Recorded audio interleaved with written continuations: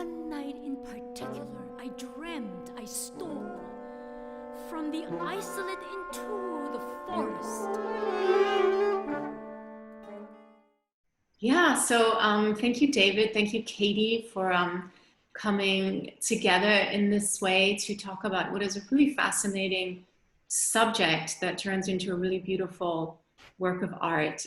The subject that we're talking about is a kind of fascinating sliver of medieval spiritual life. The Anchoress being a kind of female mystic who was, on the one hand, an integral part of the religious life of her town or village, and yet completely removed from normal life. I am interested in the choice of solitude, and I started writing these in more earnest when my own marriage was ending, and I was finding myself navigating really a life really more alone.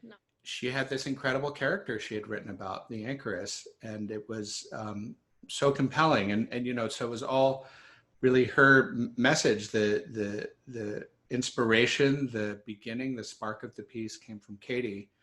She is deprived, but what she's not deprived of is the making of her own life and the choice to make, how she wants to make a life.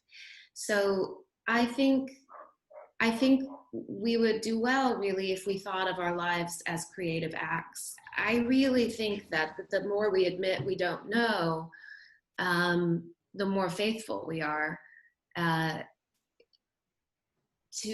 in any tradition, even atheism. The more faithful we are to the mystery that none of us know exactly why, what we're doing here, or how we are to compose ourselves or our days. Not only is she withdrawn, but in a way she's protected from the horrors of the outside world, from plague, right?